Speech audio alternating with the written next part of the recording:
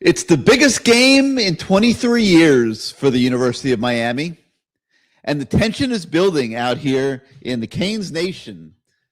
It's been starving for this moment, obviously, for a very long time. But inside the football program, they're maintaining a state of calm, staying in the moment, and trying not to let it get too big. There's so many keys to this game, and we'll be talking a lot about those tonight. Miami has to be able to control the clock and also put points on the board against a team that averages in the mid-30s in points. The defense has to be able to slow down an explosive unit which features a quality, multi-dimensional quarterback, a solid running game, and a pair of very explosive receivers. It gives us a lot to talk about tonight as we begin this new edition of CaneSport Live. Hello again, everybody. I'm Gary Ferman, the publisher of CaneSport.com, and I welcome you once again to the People's Show, CaneSport Live. As always, it's your show. It's going to be driven by your participation. Many of our guests tonight have pre-registered with us over the course of time. If you want to come on the show and you have not pre-registered with us, you see the information at the bottom of your screen. You send us an email, canesport@yahoo.com. We'll send you a link to the studio. You come on in and we bring you on the show. As always, our managing editor at CaneSport.com, Matt Shodell, is going to be joining me here in the first hour of the show, and we'll be joined by the voice of the fan, Bruce Warner, in hour number 2. So let's get things started right now with the wit and wisdom of Matt Shodell, who has been spending a lot of his time over the last week or so studying this Texas A&M team. And Matt, welcome back to CaneSport Live, and talk to us a little bit about the challenges that you see here as Miami gets ready to travel to College Station this weekend. Yeah, I mean, I've done most of my research just by reading the CaneSport message boards. It's too difficult to know what's real or fake out in the internet. So anyway, basically my research based on that shows that Texas A&M sucks and Miami's going to win easily. I also learned this. Sounds good to us. I didn't know what the A&M stood for in Texas A&M. It turns out it's I didn't know this. Texas A&M stands for Texas Anemic and Miserable. I also learned that from my research on the CaneSport message boards. So yeah, I don't know what else. I mean, what do you want to do? Rattle off some stats. I mean, here's my personal opinion: is I think Texas A&M is overrated. Miami fans aren't going to like that I say this, but I think Miami is a little overrated, and I just base that on the fact that they didn't play the most challenging schedules. Like Miami didn't play really the top teams. You could argue Notre Dame was a top team, but that was game 1. CJ Carr was awful. Blah blah blah blah. His first start ever. Blah blah blah blah blah. But that was their big win. Other than that, like, what win would you point to as like, this is it? We're great. Like we dominated this good team. Like, I just haven't seen that, so I'm not going to declare Miami as this great team. I know Miami fans want to, of course, say it, and they might be a great team. They might be a national championship level team. It's just hard to say it when you lose 2 out of 3 and then you beat 4 teams that aren't real good. The best of those 4 was a Pittsburgh team that was blown out 2 games earlier by Notre Dame. So I'm just not ready to say it yet for Miami. And Texas A&M, the same thing. Who the heck has Texas A&M beat? Like, they beat the same team Miami did, Notre Dame, by 1 point in a really high-scoring game. Other than that, they've had a pretty easy schedule. They barely squeaked by Auburn. They lost to Texas in the last game they played and only scored 17 points. Texas A&M, they thrive on an offense that scored 31 or more points in every single game except for 1. They beat South Carolina by 1 point. Is this great team? At Arkansas, they won by 3 points. I think Texas A&M is overrated. So I personally think Miami will win this game, but I'm not going to declare if Miami wins the game that, oh yeah, now we're going to beat Ohio State and Georgia. Like, the national media is going to do it. They want their clicks. They want the attention on their whatever's. Like, that's just how I see it. I'm sort of like try to figure out what's real and what's not real. And I think Miami's a really good team, but I think that they might be a little overrated by the national press. And I think the same thing for Texas A&M. A lot of these reporters are saying that whoever wins this game has a great chance to upset Ohio State and win the national title. On 3 people are saying that, who know what they're talking about. So maybe I'm just the idiot, but I just don't see it. So anyway, I've always said 10-2 in the playoffs this year, and I've always said compete for a national title, be at that level, in other words, right, of a national title caliber roster through and through next year. That's what I've always said. I still stick by that. And then, just in general terms, I see the Texas A&M offense as having the edge, believe it or not, over the Miami defense, and the Miami offense having the edge over the Texas A&M defense, which I know is backwards based on what we saw from Miami all year. But that's how good I think the Texas A&M offense is. Casey Concepcion and Marcel Reed are a handful to deal with. They have another speed receiver. They might have their top running back might be back this week, who's second team all SEC last year. He's missed the last, 5 or 6 games injured. They have an offensive line that's only given up 12 sacks. Like, up and down the board, that offensive system and that offensive attack, unless Marcel Reed can't throw straight because he's too hyped or something, like if Marcel Reed is on point, it's going to be tough. Miami's going to have to win 34-31, 31-28, something like that. And on the flip side, I don't think the Texas A&M defense is that good. Like, I just don't. I look at it. They have one great defensive end. I understand they lead the nation in sacks. I get it. But I don't think they face an offensive line like Miami's. So I do think that as long as Shannon Dawson has a good game plan, and by the way, I do think Mark Fletcher plays way more this game than people think because he can pass protect. Unfortunately for Miami, because as much as I love Gerard Pringle, I don't think he's going to play much. This is a defense that loves to send linebackers and safeties, drop defensive ends, including their top sack guy, into coverage. And there's so much weird stuff that the Aggies do, especially on third downs, that I find it hard to believe that Pringle will ever be in the game unless this is a pure run play. Like, if Pringle's in the game, they're not passing. But the problem with that is A&M's going to know it. They probably, I'm pretty stupid. I don't know, the Aggies coaches are pretty stupid, but they're not as stupid as me. So if they see Gerard Pringle in the game on a third down, on a second down, on a first down, it's probably an 80% chance Miami's running the ball. Or it's going to be a quick hitter. They're certainly not dropping back and putting Pringle in pass protection against these guys as a true freshman. But I do think Miami has a big advantage with their receivers against the A&M secondary, which is not very good. But they just got to give Carson Beck time to throw. Like, if Carson Beck, his average time of not being pressured is 85.3%, something like that. That's 85.3% kept clean in the pocket, according to the morons at Pro Football Focus. And I'd say, honestly, if they just keep him clean 75% of the time, then I'm good with that. Like, they'll score 28 plus points, 75% clean. Like, there will be guys open. And what I don't want to see happen is Shannon Dawson go into this shell and be worried, and let's just play it close and see what happens. Like, they need to attack. They are the underdog. They are on the road.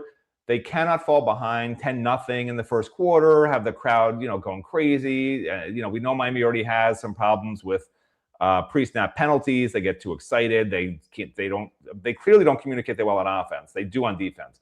They've had, I want to say, 19 offensive line penalties in 12 games, which is ridiculous for a really experienced offensive line. And actually, I think it might be more than that.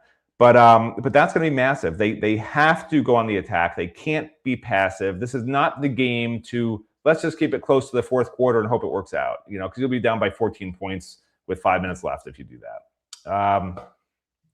Anyway, have I been on mute this whole time? Because you haven't said a word. I'm assuming. I'm letting you talk. I mean, you're spitting out some good information. Like, I don't want to interrupt you. No, I'm done.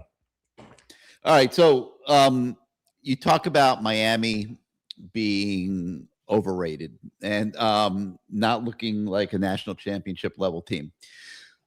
And that might be true, but I would want to take you back to the beginning of the season, August 31st, when Notre Dame came to town. And I would say Notre Dame is the most comparable team to what we're going to see on Saturday that Miami's played this year. And when Notre Dame and Texas A&M played in South Bend, it was a pretty even football game.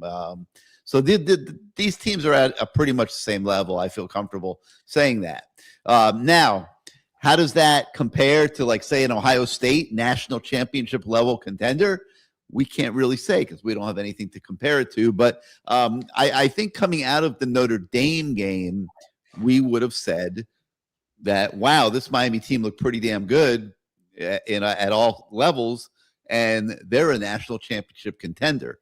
Now, what is skewing that, and is what is making you say what you're saying tonight, is all the stuff that's happened along the way, and there's been a lot of it. I mean, giving up the big leads against Notre Dame and Florida and Florida State.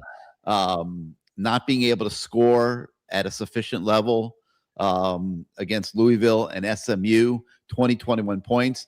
Miami scores 20-21 points on Saturday. They're not winning the football game. I feel pretty comfortable saying that. Got to be able to score. And so that kind of skewed us. And if we're using common sense, we don't want to overreact to what we've seen the last month either, because it's been other than maybe Pittsburgh, which is borderline, it's been some pretty weak teams that they've been playing here the last month of the season when they are arguably have looked phenomenal. So I'm not sure we know what this Miami team is going to be on Saturday. And Matt Shodell, you might be right. It might be an overrated Miami team that shows up in College Station. It might be an underrated team if they're able to pull it all together and put a game plan together and go.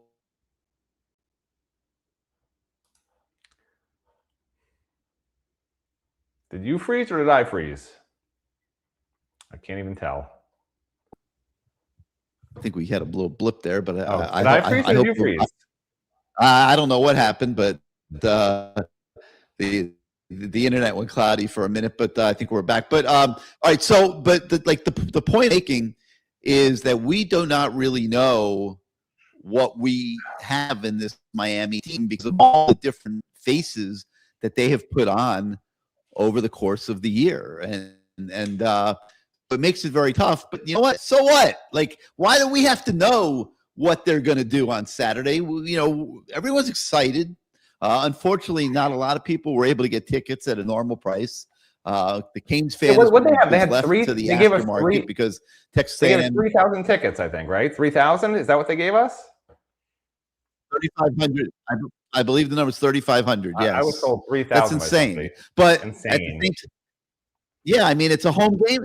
That's apparently what they do for all their games, and they sell out their stadium. I mean, it's a home game for them, and they're not obligated to give it more tickets than that. Now, Miami wins here, it goes to the Cotton Bowl, it's going to be a different ticketing situation. They're going to have more than enough seats. I mean, you probably get 25, 30,000 seats for that game, and everyone's going to be able to go. But we got to get there first, so we'll keep talking about it. You keep talking about next year being the year when this team's going to be a national championship caliber. And I'll put up a big caution. I'm glad you froze again. This is the Matt Shodell Show. Thanks for joining us, everybody. Where they're playing. By the way, you froze. You keep freezing, just so you know. I mean, you froze again. Bring on a caller, guy, because honestly, you keep going in and out. Yeah, bring on a caller. I don't know what's going on with that, but getting back to what I was saying, you keep talking about next year being the year where Miami's national championship caliber. And, you know, what I would say to that is we don't know what next year's team is going to look like yet. They're losing a lot of talent off of this year's team that they are going to have to replace. No, I'm just reflecting my prediction. I'm saying my prediction from 2-3 years ago that I've been saying. That's what I've been talking about. I'm not saying I know the roster. I'm just saying that's the upward trend I see with Mario, right? That's how he builds it. That's the 4-year, 5-year plan. That's how it goes. That's what I've been talking about. Yeah. I'm just throwing up a little caution flag there. I think that this team is built for this tournament coming up. I'm going to call it a tournament because that's essentially what it is. They are built for this. They just have to get it done on a game planning and then obviously a playing standpoint. But they will not walk on the field against any of these teams. And even if it ends up being Ohio State down the road, feeling like they can't compete. I mean, Miami has enough talent to be competitive in these games, and they're built for the kind of games that these might be. And I'm going to talk a little bit about that later in the show because I think they're at a little bit of a crossroads offensively in terms of what game plan they use for this game.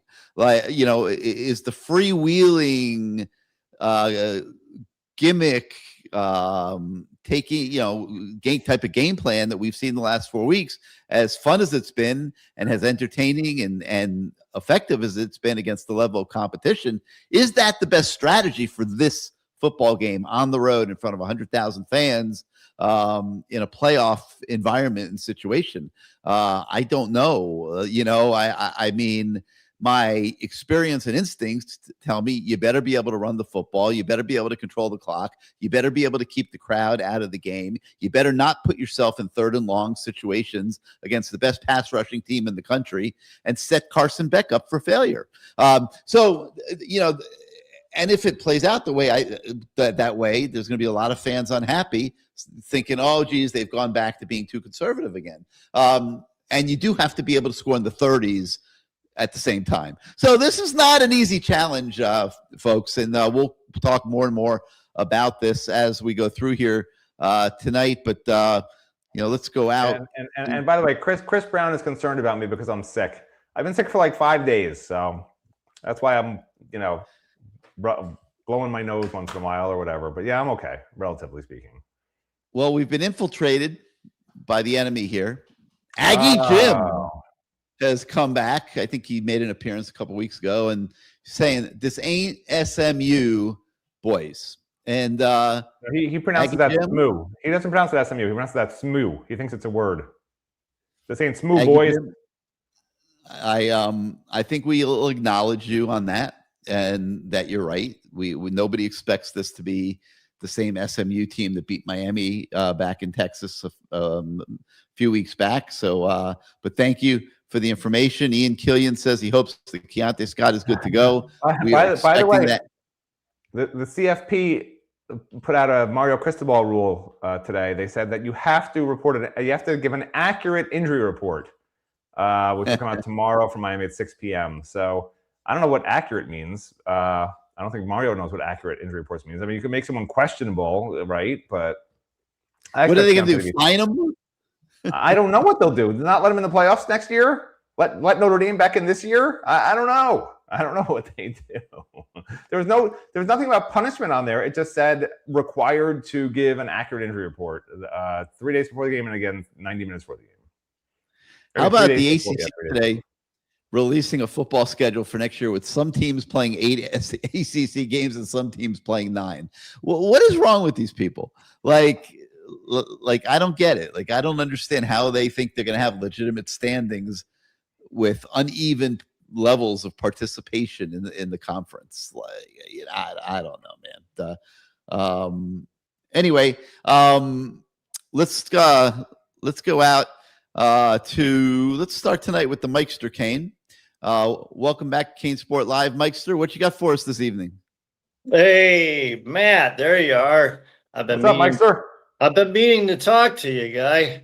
Well, first of all, have you heard about that offensive lineman from Texas A&M? I forgot his name. He ran his mouth off on Twitter about Ruben Bain. Yeah. We're talking to Bain tomorrow, so I'm sure Ruben will have something to say about that. Yeah. Oh yeah, he's gonna be pissed. Okay. They've showed it to him. He's seen it a few times. Oh yeah. Okay. Not only that, but we got a chip on Miami's got a chip on their shoulder. Okay. So I think it's full go. They got to do is score early. They got to score often. They got to run trick plays. You got to throw everything but the kitchen sink at Texas A&M in order to beat them. And you got to do it early. Keep the crowd out of the game, get first downs, and get great stops on defense if you can, which I think they can be able to do. Why isn't Mikester on Good Morning CaneSport? Do you wake up at 5 a.m., Mikester? I think I got my replacement. Yes, you're my replacement. You say the same things I say, so you're my replacement. I don't need to do this anymore. You even look like me. You got my glasses. You got the stone crab hat. You got the stone crab hat. Well, I'm your long-lost twin there, Matt. You're ready to go. Well, I'm glad you're feeling better. Can't say about me. It's nice of you to ask if I'm feeling better, which Gary hasn't asked once. Gary doesn't care. But no, I'm not feeling better. That's why I didn't even know you were sick until it came up just now. You should have asked. You could have asked. Oh man! Well, you didn't, Gary. What's up with that? I mean, he didn't tell me he was sick.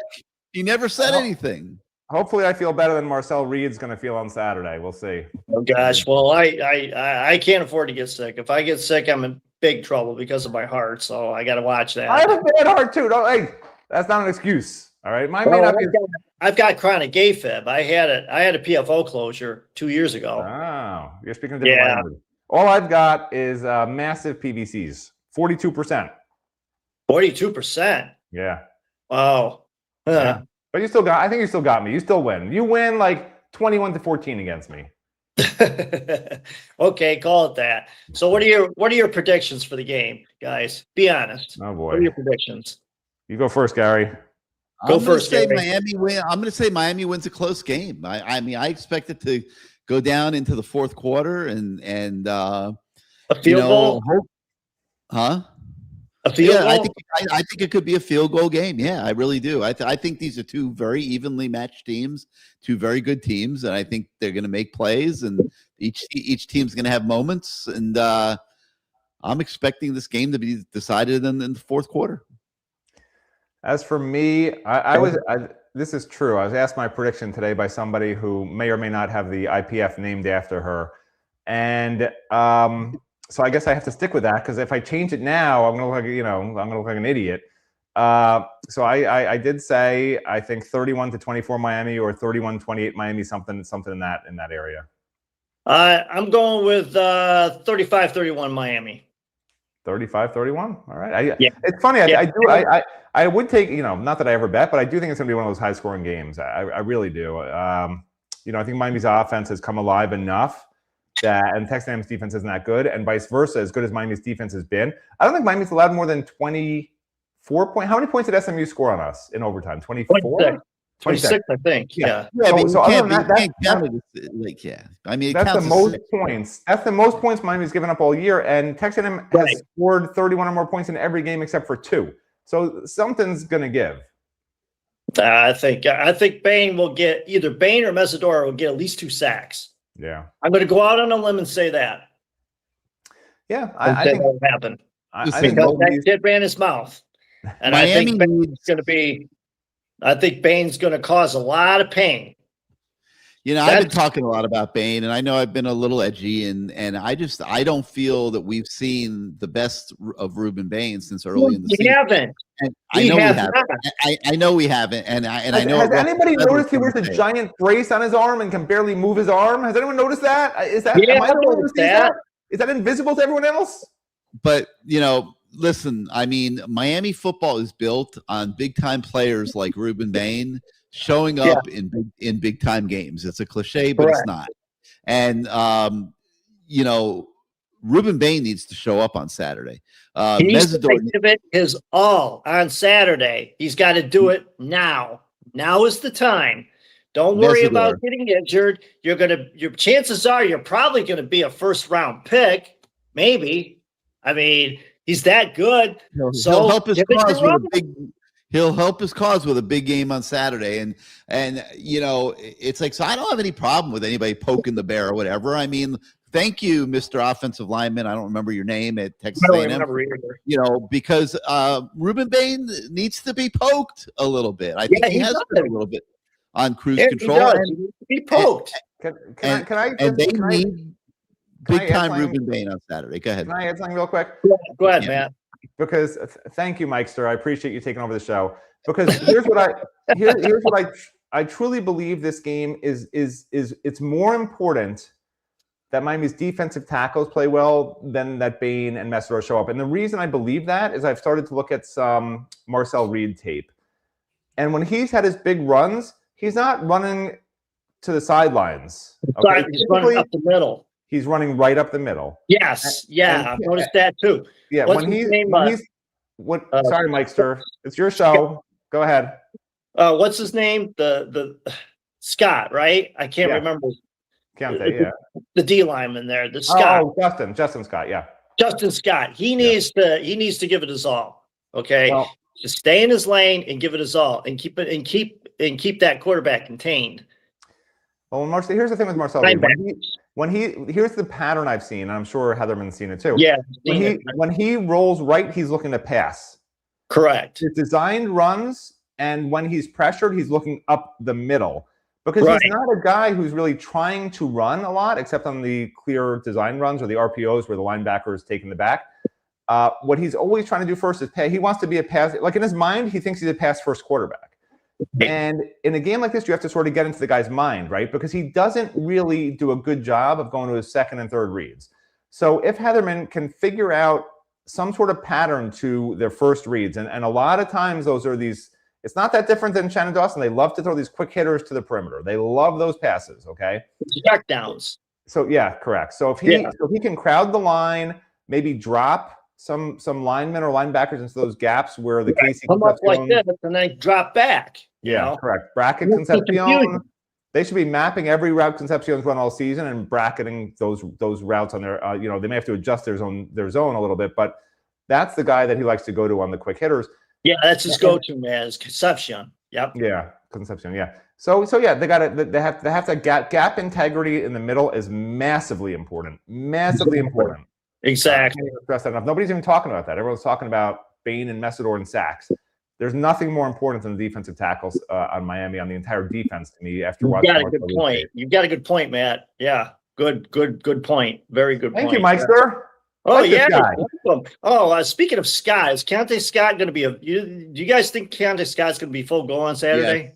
Yes. Yeah, we need him. We got to have him. Got to have him out there. Yeah. And he's got to give it his all. Here's the thing: would you rather have 80% Keontae Scott or 100% Fitzgerald? 100% whomever instead of 80% Keontae Scott. I don't know. You don't play in a month and a half. You've been rehabbing. I don't know. You throw the guy out there. I guess we'll see. We'll have to see. He's moving around okay. 100%. Then yeah, we got to get him out there, obviously. But if he's 80%, he might be on a rep count. I mean, we'll see. I'm not like Gary, like, oh yeah, he's going to be 100% just like normal. Like that's just not how it works. Coming off of, I didn't say that. You didn't hear me say anything of the sort. Well, it depends. It depends on how fast he heals. Depends. I didn't put a percentage on it. I just said he's probably gonna play. I didn't say how many reps he's gonna play. I didn't say he's probably gonna play. You would seem like make it sound like he's definitely playing. Is what it made you sound. You made it sound I said I think he's gonna play. Well, it depends on how fast his body can heal, how fast his foot can heal. Yeah, I mean, he hasn't been cleared for contact, is my understanding. So, I mean, obviously, he's still not quite there. Now, could he be cleared by Saturday? Yes, but again, my point is he 100% because he gets cleared for contact? It doesn't mean you're back to where you were before the injury. Do you understand what I'm trying to say? So, I don't know. Like you're going from here to here, and you're jumping that gap, and you can't bridge the gap. By Saturday, it's too late. See, they're getting that's for any of the guys that are having turf toe issues and stuff. They make them special shoes and they try to make it weird. work. I know there's another guy with turf toe there's another guy with turf toe working through it. Like I don't understand how these turf toes are like popping up multiple. It's weird. What is a turf toe? I don't know. It's such a loosely used word. I don't even know what the hell a damn turf toe is. Is it a sprain toe? Is it? I believe it's a sprain. Yeah, very painful. Yeah. It is. Yeah. It's very painful, is what I heard. Yeah, it is. All right, Mikester. Thank you for getting us started, man. We'll see you next time. Okay. Sunday night. Sunday night we'll be back. We're gonna do a special Sunday night. Yeah, we'll do a special Sunday night this week after the game. Okay. All right, 8 o'clock. 8 o'clock Sunday night. We'll see you then. All right. Yeah. All right. Our super intern Noah is in the house tonight, sucking up to Matt. What else is new? Everyone sucks up to Matt. Ian Killian's funny. Ian Killian's telling me, watch out for the horse poop on the sideline. I tell you, I can't wait to get over there and see if they pull that crap again. Pardon the pun. For those of you that don't know what we're talking about, the last time we went to Texas A&M, they paraded about 30 horses on the Miami sideline about an hour before the game, and they were pooping up a storm, and there was all kinds of horse crap all over the Miami sideline with all these cadets and I guess and whatever pretending that they were scooping it. Well, they weren't. Okay, they were scooping some of it and they were smushing some of it into the sideline over there, so it would be a nice smelly distraction for the Hurricanes during the game. I think Miami lost a close game in that one too, but it will be interesting to see what happens. Anyway, one guy that's not worried about Ruben Bain or Mesidor or the defensive tackles is our man Morales, 3255, because he's training right now. He's on a damn treadmill getting ready for that game Saturday. And if they need him in College Station, he's going to make sure that he's in great physical condition to jump in there and help the Canes. Morales, welcome to CaneSport Live. What do you got for us tonight? Listen, thank you guys for having me. First of all, I just want to say it's very important for Miami to methodically work their way down the field on their first possession, eat up clock, score, and get ahead because you don't want to fall behind and be forced to throw the ball. I think this is going to be a game like the Notre Dame game where, yeah, you're going to pass, but I think you have to pound the rock. I know that's not popular.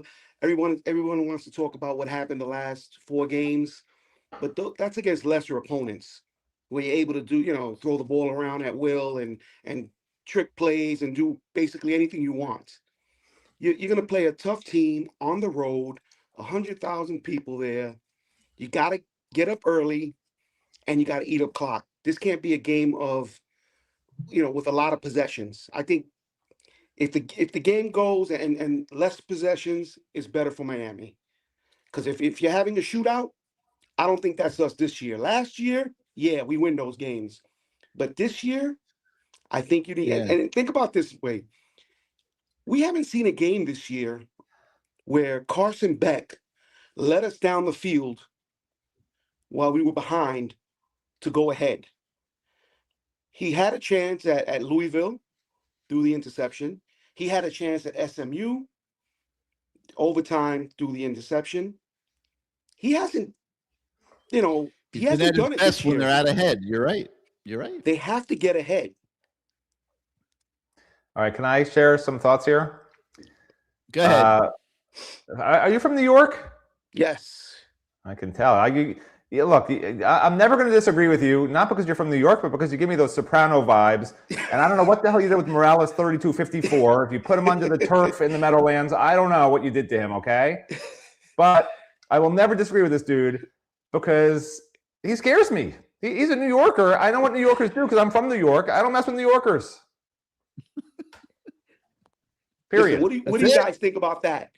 I agree with you, Morales, 100%. I usually would not agree with you that they should lessen their possessions, but that was based on the theory you're better than the team you're against. Because when you're better than the team you're against, clearly better, the more plays you play, the more chances you have to dominate, right? And if you have a few bad plays and you shorten the game, now you're in a dogfight at the end. A game like this, I actually agree with you, right? Texas A&M's top 10 in time of possession. Miami's right there in time of possession. These are two teams that like to control the ball, control the clock. Miami's defense isn't deep. I know fans want to say, Popo Aguirre, Chase Smith, Lightfoot, and Blunt, and and no big deal. But the truth is, those defensive tackle rotations still, when you're against a big, physical, really good offensive line, Armando Blunt at tackle is undersized, okay? Justin Scott, as good as he's looked strength-wise, he's not strong at the point of attack still to where they want him to be, right? That's why he didn't play last year. He's been much better this year, but he's still not quite there at that dominant level, right? David Blay is going to be fine, and so is Ahmad Moten, but you really got two physical defensive tackles against a physical offensive line. That's it, right? So you do want to shorten the game. I 100% agree with you. You do not want that Texas A&M offense to be able to run 70 or more plays in this game, 80 or more plays in this game. You cannot do that. That will be a disaster. Miami's got to control the clock. But with that said, I hate it when they play complementary offense, right? Because to me, complementary offense, when Mario talks about that, it just means being conservative. And again, you have to attack a very average to not even good average, bad average Texas A&M defense. Like you can't just give away possessions. You can't have a 3rd and 3, 3rd and 2, 3rd and 4 on the same drive. And what are the odds you're going to convert all 3 of those against the number 1 third down defense in the country, right? You cannot play that kind of football. So while I do agree with you, I want to ask you a question. To me or Soprano? You. Why? Yeah. So, hey Morales, can you go over to Gary's house right now? Can you get your people over there and get them to stop interrupting me? I'm all over the place on this subject because I agree with a lot of what you're saying, but I also understand that the formula to win a game like this is not necessarily be conservative, but to be controlled and be strategically aggressive. And it's hard for me to say that because I thought they were way too conservative first half of the season and way too tight. And it wasn't until they loosened up and opened up that they really looked good here in the second half of the season. But they didn't do it playing at Texas A&M in a college football playoff game. On the road. And I think there's a difference. And I think what Morales is saying is legit. I think this is the dilemma for Mario Cristobal and Shannon Dawson. A lot of pressure on those guys this week. There just is. I mean, there's door number 1 and door number 2. And, if you want to give it a little bit benefit of the doubt, door number 3 to go through here with your offensive game plan, and they got to pick the right one. And if they don't, it's going to be very hard to win the football game. So I think it's a legit concern. I think if you're able to pound the rock in this game, and there's evidence that you should be able to. I mean, Texas had Matt, over 200 yards rushing. If you're able to pound the rock in this football game, I think you have to take that opportunity and keep yourself in manageable down and distance situations. You don't want too many of them. You don't want to always be in third down, but you don't want to be in third and 10. You cannot either. Be in those situations against this team. You can't. 100%. And how come? And guess what? That's been Miami's strength all year is third down offense. They love third downs. But better 3rd and 3 than 3rd and 10, or obvious. That's obvious. It sounds I like Beck. Yeah. Go ahead, I Morales. think he did a good job this year. But how comfortable are we relying on him to win a game, like on that final possession, when he hasn't done it for us? We haven't seen it. Correct. Well, Noah here is saying Beck shows up, the sky's the limit. You got to agree with that. Absolutely. But you're right. We haven't seen him bring a team back from down 7, down 10, down 14 to win. We haven't seen that the entire year, which is kind of like a good thing. But other than the 2 losses, but it's still an unknown, like you're saying. Yeah, I think the defense is going to show up for Miami. I really do. It has all year.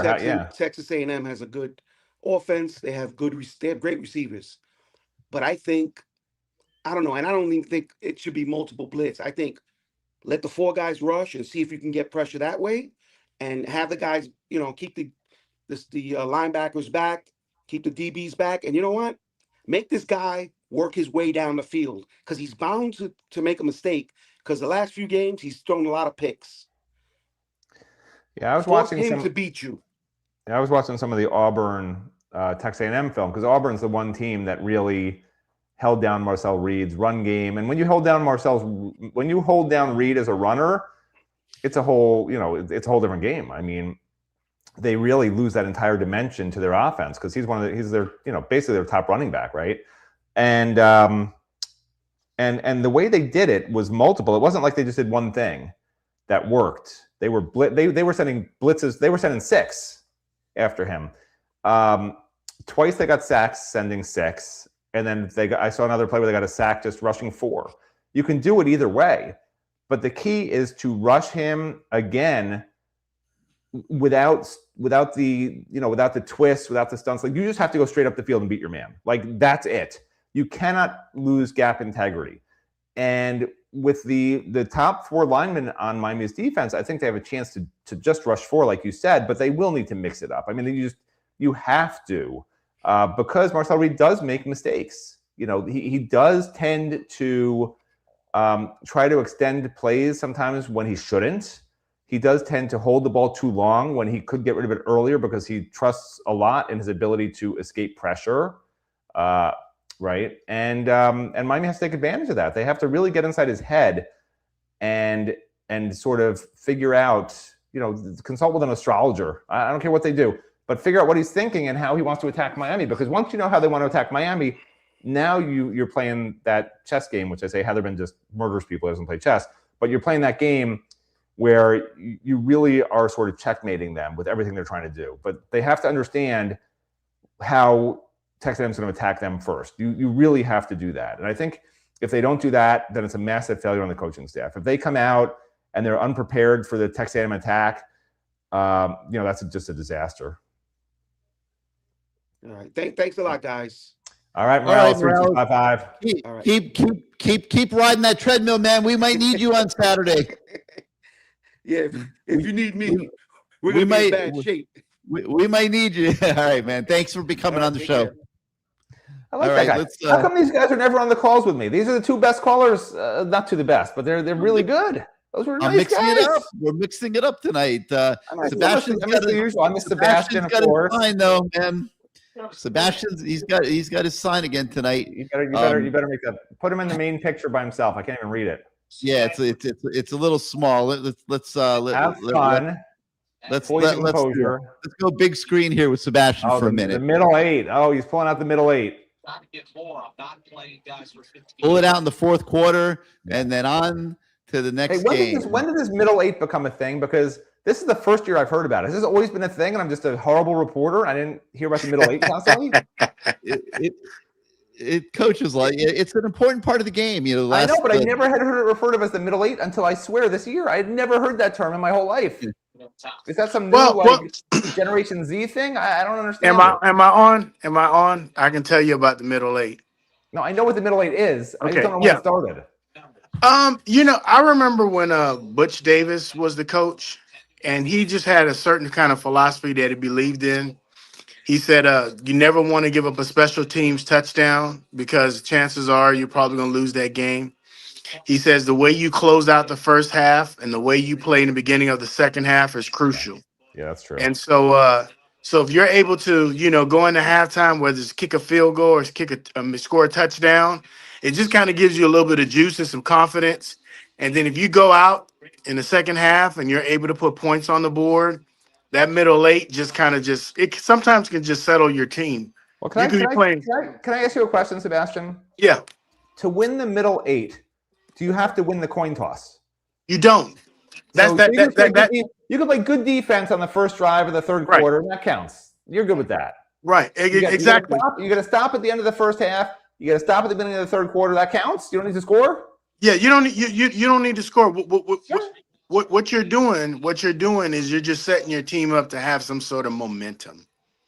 And if you're able to get some momentum before the first half, my saying is win the middle 60. That's my thing. I touche. I can get that. But so you see what I said? I said have fun. I like the way Mario came across in his press conference. Like I think Gary said that on Good Morning CaneSport, that he didn't seem like kind of stressed and just kind of just irate, because there's going to be enough juice when they get to Texas A&M. I mean, Wesley Bissane talked about what it was like his freshman year when he got there. And I think that experience really is going to help that team because they're going back to a place that they've been there before. And it's, we got a lot of young talent on the team. And so I want those guys to get out there and have fun. I mean, you're in the college football playoffs. There's so many teams that want to be where you're at, and you need to be able to walk away with that, with some good experience from reaching this particular milestone. So have fun. To have fun, you got to play well and you got to win. Yeah, you got to play well. I got to tell you, Sebastian, I'm getting some Ross Perot vibes from you, man. You're putting too much. You're putting too much on the dartboard there. Okay. Well, the second thing I have is just poise and composure. This team doesn't need our help to beat us. We don't need no pre-snap penalties. We don't need those. What I'm looking for is those unsportsmanlike personal fouls, that jawing, that back and forth, getting tossed out the game, just silly penalties. This team, we don't need to give this team anything, okay? I said win the middle eight. I say pull it out in the fourth quarter. If this game is in the fourth quarter, I think the pressure really goes on Texas A&M. By the way, I love how you have to look at it to remember what you wrote down. I love that. That's great. Great. Try to don't look now. Try to guess what's your last one without looking. What's the last one? The last one is on to the next game. Let's go. And on to the next game. That's the best one right there. So I got a couple questions for you guys. I know I joined on a little bit late. Either one of you guys can take it. What do you think? What do you think about chances? I mean, what do you think of this matchup? I mean, can we go in College Station and come out with a W? I love the matchup. I think it's a very good matchup. I think it's two good teams, but you're supposed to play good teams in the playoff. It's not supposed to be easy. It's not supposed to be an easy game, and you got to go on the road to. But I mean, I think Miami's built for this. They can run the ball. They've shown that they can throw the ball, and the defense has been very consistent all year long. And I think they're built for this moment. And I like the fact that they're trying not to let it get too big. And that's important. You don't want them to go up there and choke and be nervous and loose, let it rip and play well, man. But I like the matchup. I'm not bothered at all by the matchup. But, I think the receivers are good, but we got good DBs this year that can cover those guys. And, I think they've shown they can keep the quarterback from running all over the place. The 4 or 5 times they've been faced with that challenge this year, that negates a strength of Texas A&M if that holds up. I think that the Miami run game can assert itself in this game, and then that's a big deal. So, I love the matchup. I think if we can run – go ahead, Garrett. I was going to add real quick. This is a game which I think most people agree it's two pretty evenly matched teams. Neutral field is probably about an even line, maybe Miami favored by a point or two, which means one thing. It really comes down to coaching. And to me, if you're going to pick this game as a fan, you have to say, well, I think this coaching staff's better, or I think that coaching staff's better. And, Gary's talking about personnel this, personnel that. They both have matchups that are advantageous on both sides of the ball against each other. It's not like one team has this massive advantage. But, this has to be that game that Mario Cristobal doesn't make a dumb mistake with the clock and timeouts. It has to be a game where Shannon Dawson doesn't revert to the first 8 games that we've seen. This has to be a game where Corey Heatherman makes sure that he doesn't put too much in for his players so they can still play fast and free and loose, even though this is a very complex offense. If Miami can do all that, then they're going to win. And if not, they're going to lose. Like, it comes down to the coaching, which is really, to me, an intangible. Like, I can't predict. Like, I'm making a prediction Miami's going to win. But the truth is, I'm just putting my blind faith in Mario and his staff because I know them a lot better than Mike Elko and his staff. And I know that they put the work in and the players understand the system and they should be put in position to make the right plays at the right times. But if Miami loses this game, I'm not going to blame the players. I'll be blaming the coaches. That's a very good point, Matt. I think this is a great game for our coordinators because think about the level of coaching they have to do at this particular level.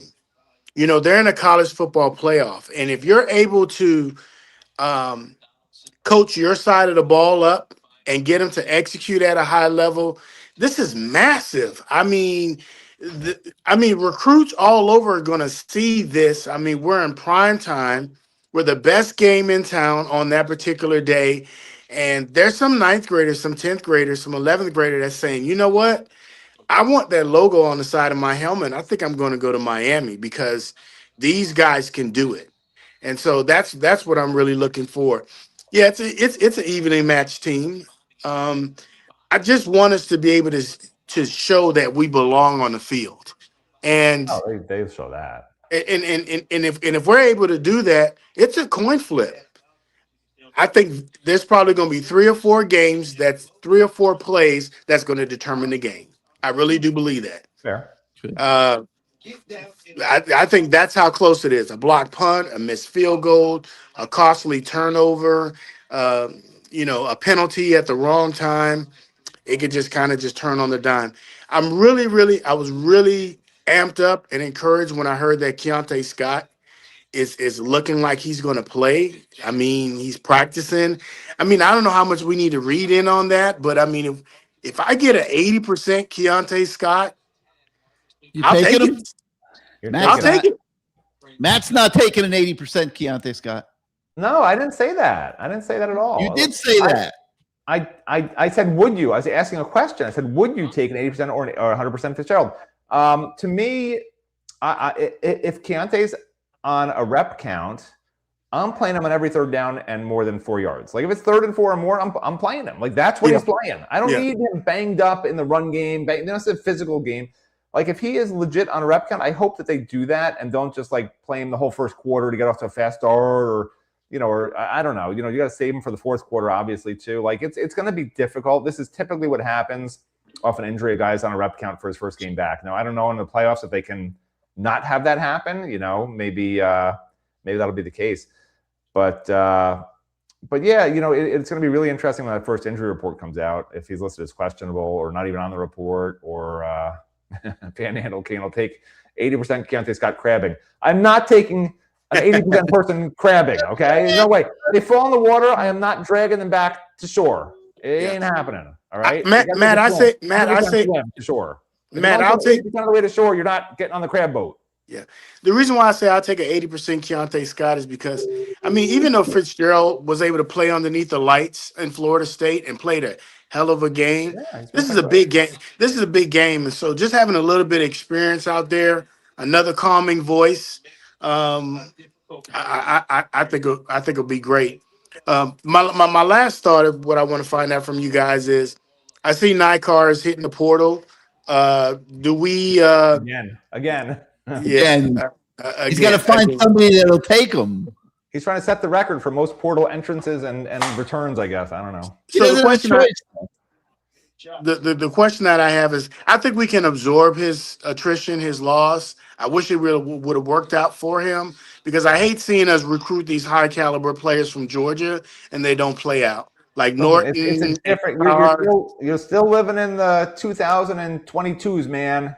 Get with the 2025s, man, because that's not how it goes anymore, okay? Recruits are going where the money is. Recruits are going where they'll get the next contract. If Miami isn't going to pay Nikar to come back, why would he come back, right? They don't need him. He's not going to play. Why would you spend your money there?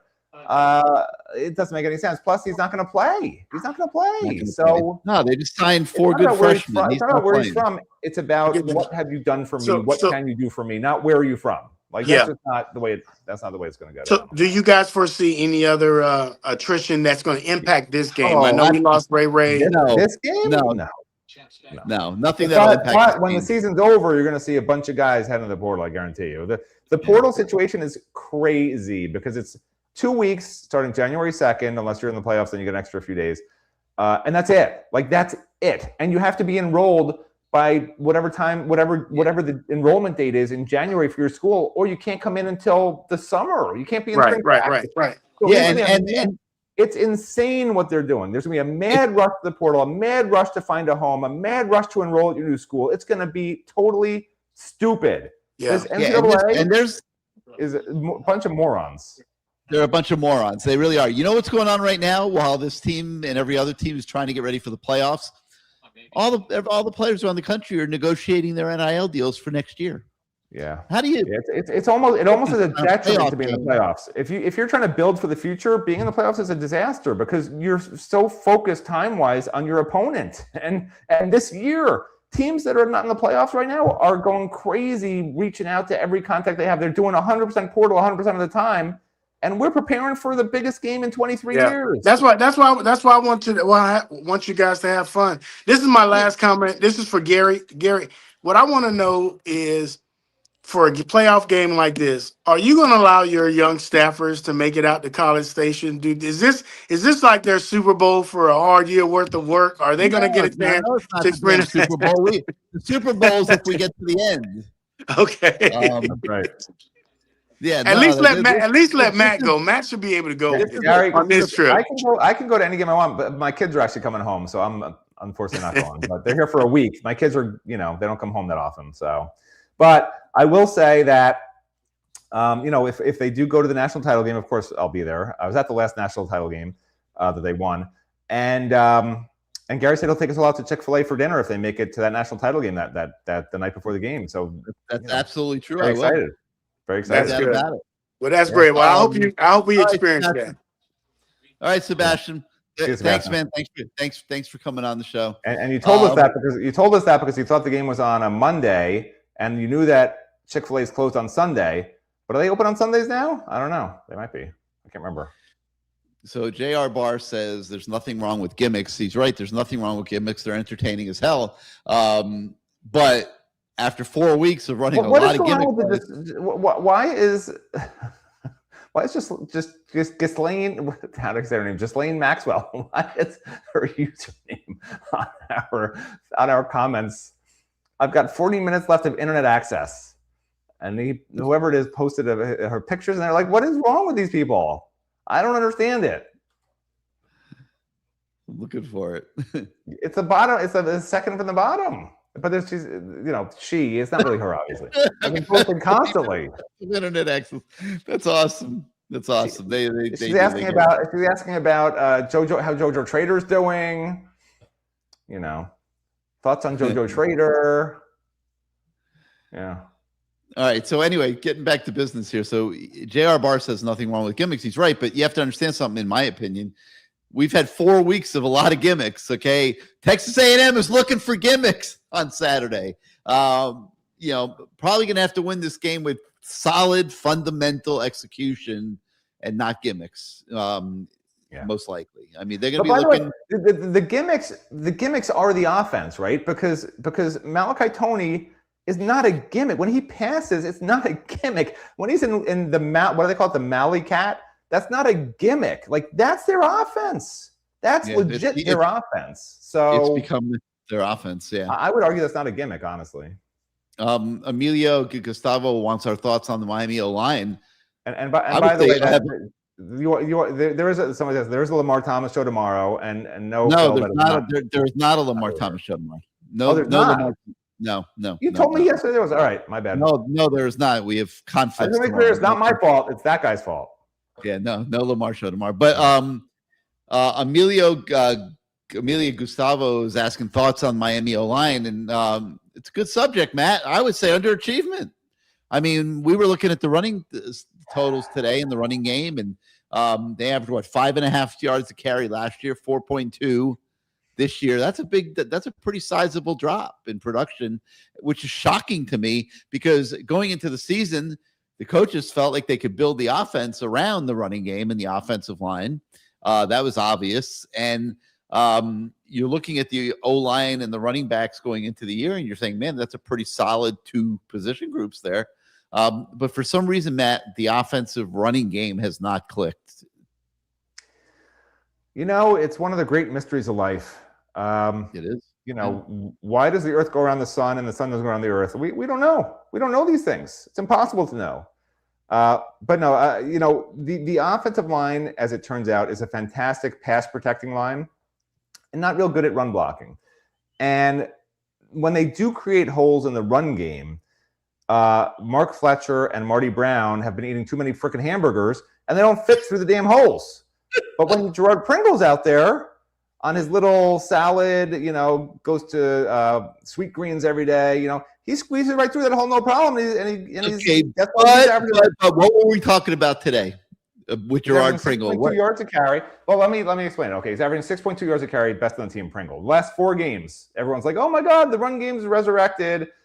I did the numbers, and I told guys why I was all excited now, okay? Don't get so excited. The numbers are the numbers. Yeah, so the average yards per carry over the last 4 games, and this is shocking to me, and maybe my math's wrong, 4.0 yards a carry, okay? And it was higher than that the first 8 games. So I don't know.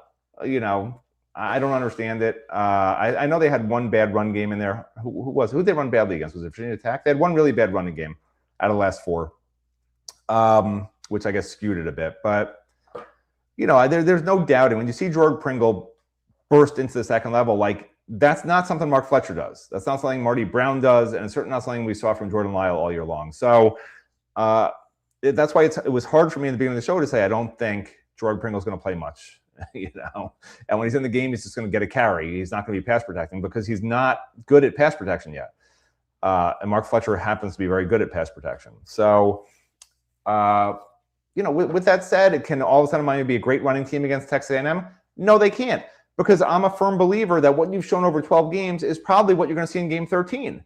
So if Miami goes into this game thinking they could just run up the middle, pass the ball, maybe, with Mark Fletcher in the game, I don't think they're going to try to run as much to the edges. And I think that probably Shannon Dawson's outthought himself already and thinks, A&M's going to be thinking we're going to run to the edges now because look what we've been doing with Pringle and end arounds to Toney and da-da-da-da. My guess is they're going to run a lot of balls up the middle. It's unfortunate. I honestly think that's what they're going to do. I hope they don't, but I think Fletcher up the middle, because he's not a guy with the speed to get to the outside. He's just not. And the ends are really fast. And the best way to negate a fast end is to run right freaking at him. So it's going to be very disappointing to me if they're running up the middle a lot. The best way to attack Howell, who loves to just take a wide stance and rush straight up the field and then either bend inside or go around the tackle, depending which way the leverage is. The best way to slow him down is to run in that gap from when he takes the wide stance and starts just bursting in, go right in that gap. And that's what slows him down. I've seen other teams do it on tape. So if we're running up the middle, it's just stupid. Chris Brown wants to know how practice looked today. Matt, you were out there for a little bit. How did it look? I have never seen a team stretch like this. They stretched every ligament. They stretched. I think at one point they were stretching their brains. Does this stretch your brain? I think this stretches your brain, right? So they have a brain expansion in practice. No, we watched. I'm not going to lie. We watched about 8 minutes of them stretching, which was super exciting. And about 5 minutes of them doing indie period, which is just, ball security, throwing passes with nobody in coverage. We saw Mario Cristobal looking very serious. Mario I've never actually seen him not look serious. He was on actually one of the best moments. And I've known Mario forever, and he's not. He's a fun but very serious guy. And there was a show, I can't remember which show you went on. It might have been on the ACC network. And they were asking him like what he does for fun or something, like some stupid question. And he's like, I'm just not a fun guy. He doesn't care. He's not even going to pretend. He's not going to be like, oh yeah, for fun. I go to the movies. I go swimming. I take my kids out to Chuck E. Cheese. No. He's just like, I'm not fun. He's all about the work. All right, let me bring Sergio and the kids on real quick here, because I'm sure it's getting close to bedtime for these guys. What's up, guys? How you been? Welcome back to CaneSport Live. Hi. Hi. Hi. What do you guys think? Cane's going to win Saturday?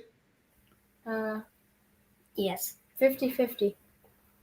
50-50? Is that your score prediction? Or is that the Thanks chance? for the information, guys. The game ends with a What's up, 50-50 score. You heard it here first.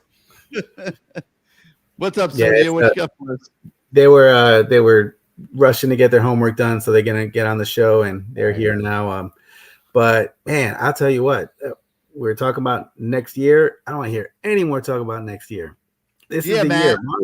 Mario talking about next year. Mario has the pieces in place now. We got the bigs on the offensive line. We got weapons on the offense. We got a quarterback who's, I want to say, capable, but that's almost like an average. He's fully he can be the man, So this game is interesting to me because I think our defense is going to handle them, and I think it's up to Shannon Dawson to be able to plan how he's going to. We have too many tools on offense. We've got too many weapons. We got Tony, who they're going to double team. We got a tight end who knows what we can do with. We got some wide receivers. We got running backs, and we got bigs. So I'm not sure. I feel like we're going to win this one. I feel like the fans think is like the game is too big for the fans, that we're so not used to it. I think the players are fine. I think the coaches are fine, but the fans are like, whoa, what's going to happen here? Maybe the next game against Ohio State, that'll be a bigger game. And but I think we're gonna take them. I think we're gonna win this game. All right, quick question, and this is for your children, okay? You hear me, kids? Can you hear me? Yeah. Mm-hmm. Do you guys want Miami to be good next year? Raise your hand if you do. Oh, they care about next year. Sergio, do you take it back now? Fine, I take it back. I take it back. They didn't even hear me. They didn't even hear me. So yeah, but it's like, I'm not even going to be able to watch the game. I can't believe it's that new. I can't believe we even have a game. The committee made such a fool and mockery of this whole thing, the way they handled it. They just looked ridiculous. So and then we stupid. get. I honestly, I think they were trying to keep Miami out, honestly. And when the ACC had no team in, I feel that they felt like they didn't have a choice. Because at the end of the day, they're athletic directors, right? They know everybody who's anybody. And Gary was right. He said that would happen, by the way. So credit to Gary, because he literally, and he's never been right before. So this is a first. But he did say that if Duke wins, there's no way they will not put an ACC team in the playoffs. And you can tell from everything they did up to that point, up until Duke won, that they were trying to keep Miami out, right? Alabama would have dropped one spot clearly after getting killed.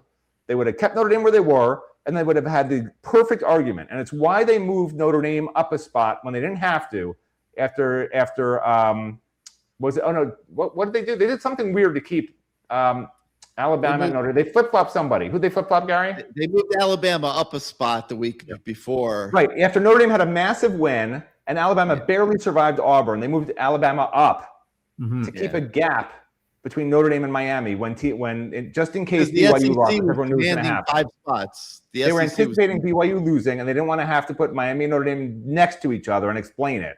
They were setting it up to keep Miami out, and then Duke and Manny Diaz gave the greatest Christmas gift of all time. The fix was in, and I tell you what, I think Morales had something to do with it. He put down the gabagool, got on the treadmill, and said, "We're in." Dude, the way that guy talked, I actually want to meet that guy because I feel like he has connections that can really help me progress in my career. I really do. He can knock out a lot of people ahead of me on the food chain in the sports reporting network. Here's another exciting point I think that I like that's appealing to me is, okay, we play an SEC team first of all, the other team that beat Notre Dame. Let's say we wipe the floor with them, right? Then we go to Ohio State, who everyone's going to be excited for, right? To see that matchup. Then we take care of them. Then we get a chance at Georgia, and that's where Beck gets to lick his chops a little bit. How great with and that? Then in the finals, if we cheer for Oregon, then we can get a Miami-Oregon kind of like, that'd be awesome. The Duck Ibis matchup, and kind of put the college football world on notice. But other than that, I mean, that's about it. Enjoy the game. Thanks for everything you guys do, and go Canes. All right, Sergio. All right, guys. Thanks for coming on the show. Wait. Have a good sleep tonight. Bye-bye. Love those kids. They're so mellow. They're great. Out. They're great. And they like being on the show. Speaking of sleep, I think it's time for us to let you go to sleep. You try to get healthy for the weekend. Give us your parting thoughts. So I don't know if you noticed this. I'm super interested. Like, I know it's playoff week, but it's also like transfer portal is so important, right? Because my thing is next year. I'm all about next year. Who cares about this year? No, I'm just kidding. But there was a report today that Miami's one of the earliest schools to watch for DJ Lagway, along with Baylor, LSU, and Louisville. What I find really intriguing about this, and I just want to bring this up real quick, I think Miami should bring in DJ Lagway, but not as the starter next year. I think they should redshirt him because I've watched his film. He has insane potential in the right system.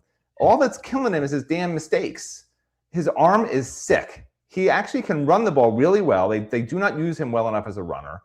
And he can be accurate. Like, he throws some passes that are just unbelievable. He throws with touch. He throws 100-mile-an-hour fastball if he wants to. I take him every day of the week, but I take a guy who's going to start. I explain it to him. I give him the damn money, and I explain the situation, and then we go get a different quarterback as a starter next year. And then Lagway's ready the year after that and the year after that. He'll be in the system. He'll learn the system. Like, to me, if you get Lagway and somebody like Levitt, I don't think that should be his plan. I mean, that would be amazing, though. That's a home run because Lagway clearly is not ready to be a starter in college football next year. I don't think, based on what we saw, this year, he just isn't. And if they can explain that to him, great. But I wouldn't take him as a starter next year. I think that would be a disastrous take. Yeah, I'd be shocked if he's the quarterback they take. No, but I would take him and groom him to be the next great quarterback and explain to him why. Yeah, but you're already doing that with Luke Nichols. It's to his benefit to take that redshirt year after what we saw this year. He should want to. But you're already grooming Luke Nichols and Darian Coleman. So no, I understand, but so they compete. Why can't people compete anymore? I have no problem with them competing. And if anything, that'll make those guys stay. Because if you keep bringing in a Carson back and a Cam Ward and a Levitt every damn year, what quarterback's going to come here as a recruit? At some point, what do you think happens? Does Emory stay? What do you think? Emery's the one with Emory. Emory. Okay, let me take it back. Emory will stay if he doesn't get a better NIL deal elsewhere. I know fans think he's not making money. He's making money at Miami, and they're paying him. And I bet if no other school will match that money and give him an opportunity as a almost clear-cut starter, he'll stay and battle it out. I mean, from everything I heard, he actually had a really, really good fall camp. Was right there with Carson back, honestly. Like, he's not Fans think he's as bad as they saw in the bowl game. He's a good quarterback.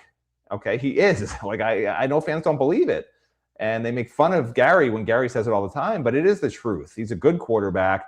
Is he a great quarterback? No. Not right now from anything I've seen. And we need a great quarterback. So you got to bring somebody in. But he's way better than people think he is. Unless you fail. If you fail and don't get the top 2 or 3 QBs, that's when you have to have a competition. Then you maybe have to bring in Lagway and have him compete with Emery and whatever else if Emery's still here. That's the other problem with the portal, right? Guys are going to be gone and leaving while you're searching for their position. And if you don't hit the guys you want, you could be in trouble. Yeah. All right, Matt. I like Carolina Cane. Dumbest idea I ever had. Taking DJ Lagway and redshirting him. Dumbest idea ever. All right. Goodbye. All right. Bye-bye. We'll see you on the show on Sunday. All right. Let me find the voice of the fan here. Bruce Warner. I put that on there. Keeps trying to call himself the truth teller, but I don't call myself that. People call me that. He's the voice of the fan. All right, whatever. Anyway, whatever. All right, Bruce, give us some opening thoughts here on as Miami gets ready to go to Texas A&M. Well, I don't remember if I said it here last week. I may have. But this business about the offensive lineman calling out Bain reminds me, and I know you were there, you were in the Cotton Bowl in '91 when Stan Thomas opened his big mouth and said that Russell Maryland didn't deserve the Outland Trophy. And that fired up, not that, because they were fired up for other stuff. They had a fight amongst themselves like the day before. It was so bad. But this is what that reminds me of. And I have a feeling that whatever candle needs to be lit under Ruben's behind, it's lit. And I think, and if I hope so. Gary, if that whole thing with Russell affected the whole team, they were all pissed off the whole week they were there. So I hope that happens again. I hope Bain, I'd like to see him come in the inside and play a little D tackle to screw up whatever schemes they're planning for him. Just change it up a little bit. I'd like to see that. What's the weather supposed to be like? Nice, I hear? I think nice, yeah. Yeah. You talk about Keontae Scott. You mentioned him. I think he's going to play. I think he's going to play maybe half the game on and off spot. But the one thing he's very good at, which is what we missed the last few games, he's incredible as a blitzer. Coming from the safety position or in the middle of the field. And I wouldn't be shocked if they use him as some sort of a spy on Reed because they don't want him to get out and make plays with his feet. They'd love to contain him in the pocket and have to feel that pass rush every single time. So I think Keontae is going to be up and down the field, not just laying back as a safety. That's what I think is going to happen. But you know what? And everybody's talking about Bain. And you just had your little discussion about how you would attack him. I wouldn't change a thing from the last 4 games. I wouldn't touch that with that success with a 10-foot pole. Forget the first game.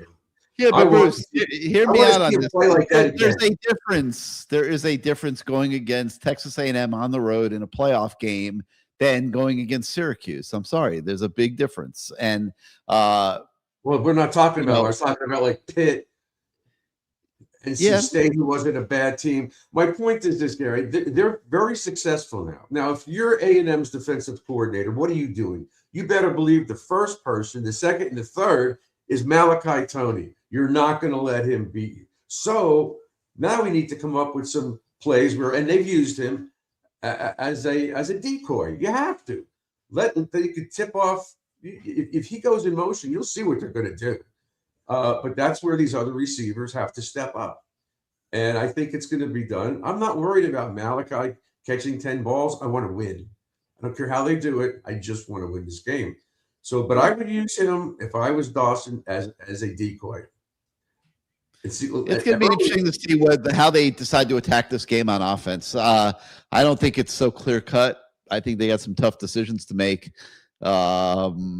because this team, if you get in third downs, you can't afford to have incomplete passes on first down because this team has. You're not throwing 20-yard passes, Gary. You got to throw it in the flat. You got to throw the tight end over. You got to Get 6 or Agreed. 7 yards on the first down. Then the second down, you can run or pass. Agreed. But this is the best third down defense in the country. You better make sure your third downs are manageable, in my opinion. And I think they're going to have to find their way to that and try to keep themselves out of those advantageous situations for the Texas A&M defense, which really puts a lot of pressure in the way they attack third down and the blitz schemes they use. And, you can try to replicate it in practice. I'm sure Miami has.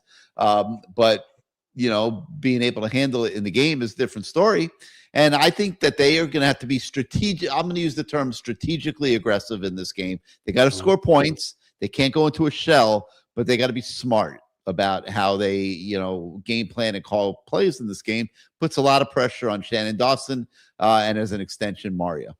So what slows down a big time pass rush? Screens, draws, and draws. And quick passes. Two things we haven't seen this year. If they get these guys tired, then they can start throwing it down the field. Bruce, I don't think we've seen a screener or draw this entire year. I mean, we've seen bubble screens. Yeah. I don't think we've seen a screener or draw to a running back this entire season. Maybe this is the week. All right. Ian Killian wants to know what's everything 305's prediction. Oh, I saw he had popped in at one point, but he's not here anymore. So who cares what his prediction is? If he wants to come back, we'll find out what his prediction is. But let's go out to K-Mac. K-Mac, welcome back to CaneSport Live. How you doing this evening? I'm doing good, fellas. How are you? How are you, K-Mac? Hey, I got on. I feel like the 85 Canes. I feel like I got my fatigues on, ready for war. I'll be honest with you guys. I am just tired of all the talk. I'm ready to get to the game. Yeah, I know. I think everything that people can talk about has been covered. What they think about the defense, what they think about the offense. A lot of everything seems to make sense. The only thing I can say really frustrates me right now is listen to. It just sounds like almost like some people are as if it sounds like as if Miami's such an inferior team that they got. I'm like, A&M has a lot of things that they're going to have to worry about as well. We're not some kick bucket team that doesn't know how to play the game of football. Who's stupid enough to say that? Who said that? Oh, listen to our fans. Listen to some of our fans the way they talk. It's like everybody's like, oh, is the game going to be too big? We got to work. Let's go out there and play football. I sat here with you guys. I don't know if you remember. I think it was like week 4 or 5, and I came on and said I felt like Miami could play anybody in the country. I don't think that our roster is I think our roster is comparable and can play with anyone. I think that they can go anywhere in the nation and not be embarrassed. I think they can put up a fight against anyone and actually. Well, who agrees with you? Nick Saban. Yeah, we have the talent. I mean, think about it. We haven't. JoJo Trader we thought was our best receiver coming into this season. Think about how he hasn't even been involved in game plans. If he can even step up a little bit and turn into what we thought he was, I feel like there's so much untapped potential that we haven't scratched the surface on. That at some point, I'm thinking it's all going to click. But I think for me, I think this is actually one game at a time. Let's go in here. This is actually, I think, Miami's toughest game, to be honest with you, in the playoffs, being that you actually have to go on the road and play in somebody else's stadium. After that, everything is neutral sites. So I'm like, if they can show the composure, get in there, and Gary, I agree 100%. Controlled, I'm not going to say chaos, but controlled aggressiveness. Aggression. Yes. Yeah. You have to show, and I said this last week, you have to be able to show that they're going to have to defend every ounce, every yard on the field. You can't be afraid to throw the deep ball. If it's there, you throw it. I'm not saying throwing a double coverage, but if you have a 40-yard post play, if Tony, CJ Daniels, JoJo, whoever, if you can run a 40-yard post and he's open, you let it rip if it's open. That's what I say. Let's use what they're giving us and take advantage of it. They can't cover the entire field. It's impossible. No, they can't. And I mean, think about it. The secondary only has 3 interceptions. So we're not talking about, we don't have Deion Sanders type level corners out there. So clearly, I think that we're going in with an advantage with our receivers to say that if you guys are open, we need to be able to do that. But I definitely do think that the running game, in which I agree with Gary last week on when he was talking to Matt, was I think we're going to have to resort back to the running game. Not so much as to be afraid or to lessen the number of touches, because if you can score. I mean, if you can score in a minute and 30 seconds, you score. You take the points if the plays are executed well enough that allow you to do so. But I have no problem if at the end of the day we see 60 plays ran and it was a 35-25 split in favor of the run. I have no problem with that. I think that this is show our dominance, control the line of scrimmage, and just say this is what we can do. Again, I'm not saying A/B gap all day. I'm not saying that. I'm saying let's go up. Let's do counter plays. Let's do draws. We can do many things. You're right. Running the ball doesn't mean just the A and B gap. No, it doesn't. You can run the ball effectively. I'm going to ask you a legal question since I'm a lawyer. What happens if they play 5 and 6 guys in the box? You're still going to try the same thing? You can't come out with a plan like that. And if some of these teams, like we saw Florida State had 6 in the box, if they come out trying to stop our run and make us pass and make Beck beat them, what are you going to do? You're going to still do the same thing. You got to adapt to what they're giving you. If they're giving you 5 guys back there and you have 6 or 7 guys running, then you have an advantage. So I'm not so set on how we play them. I just don't want them to play scared. I want them to have fun. I want them to high five and I want them to chest bump and do all this crap that they do. I want them to have fun. And we have fun, we kick ass. That's what I want. Yeah, no, I agree. I don't want anything scripted because I'm sure they've studied us too. And you know, they don't want to go up against our running attack the whole game. They want to make us do one thing, just like the same thing with their quarterback. I don't want him running the damn ball. So I said maybe we'll see Keontae as a spy on this kid. You know? Yeah, and I get on the Marcel side. I mean, Carson Beck is not going to be a threat to run, but to address your point, if they're throwing 6, 7, or 8 guys in the box, then I mean, by all means, let's not be silly. And again, this is according. Beck is a veteran. He knows college football. He sees 8 in the box. My expectation is he has the freedom to check out of a run in the middle play and throw. And again, it doesn't have to be a bomb. If you have the matchup, and the guy is open, you throw it. But play action fake now. Now you can play action fake, pull those guys up, and now you got Elijah Lawson roaming over the middle with a linebacker singled up, or maybe not even one on all, depending on if his guys the one blitzing. Well, and we need time to do that, though, K-Mac. We can't be sitting here in the pocket. Well, we'll have to do something right away. Once he gets comfortable, I'll feel better. I just don't want him 3rd and 9 the first 3 or 4 possessions. When he throws it away, throws a pick, we've got to do some damage on 1st down. And down. Carson Beck's at his worst under pressure, like most quarterbacks, but he's particularly bad under pressure. They got to stay. This is a team that's all about pressure on the quarterback. Yep. They got to make sure they stay out of those situations. Yeah, I agree with that 100%. You got to stay ahead of you got to put yourself in the most. You got to stay. If you do get 3rd downs, they have to be 3rd and 3s and 3rd and 2s. You can't be walking up there with 3rd and 6s, 3rd and 7s. It's just not. It's not a good spot to be in. And I'm not in this whole thing with the kid talking crap about Bain. First and foremost, if Ruben needed that to get going, then that, to me, that's an issue within itself. They made him aware of it. They made sure he saw it. Oh no, and he should. I'm not saying shit, but that shouldn't be thing. If anything, I'll tell you what I think is a bigger point that I would bring up. The guy directly across from you, or I should say your counterpart playing on the defensive line A&M was a first-team All-American while you were a second team. I think that gives me more motivation to go up there and show him up than anything. To say that you really think this guy's better than me, forget the tackle, because we know he's going to get help at some point during that game. The defensive coordinator is not going to let Ruben destroy their game plan. Anybody with any right mind would know. I don't care how much he talks. He knows his offensive coordinator is going to give him help on Ruben Bain at some point, because he's not going to hold up a whole game one-on-one. But I would take more of the angle to look at Ruben and say, that's the guy that they said is better than you. That was a first-team All-American while you're second. I think that has more burn than worrying about that left tackle. He means nothing as far as I don't know about that. That kid's pretty good. I'm not saying he's not good. Hair, he's real good. Oh, I'm not saying he's not good. He's not better than Bain. Bain is more complete player than Cassius Howell. Oh yeah, he can rush the passer, but run the ball at him. He's not as good at stopping the run. He's undersized. And as a matter of fact, if they do run the ball, that's one thing I'll tell you, Gary. Forget the he has 11.5 sacks, and Ruben's got 4.5. And I know people think that, Rubens gets held a lot. Yes, he does. So does Cowell and every other good defensive end. They all get held. Well, Miami players aren't the only ones that get held. I mean, that's part of the game. No, Miami players are the only one that don't get the holding penalty when somebody's holding our defensive guys. We don't get a damn call. I watched Danny Stubbs get 17 sacks in a season. You don't think he was held some of the time? I mean, that's part of the deal. Facts. No, I definitely think Ruben could have had a better year. I'll be honest, I was actually shocked when I saw he got second team All-American. But looking at how dominant he was, they were looking at the metrics in terms of the pressures, the hassles and things like that. There were He's more got things great that grades. He was a dominant player the first 4 or 5 games of the year. Yeah. I just think that something happened, since the Florida State game. I don't think he's been the same. And I thought he picked it up a little bit at Pittsburgh.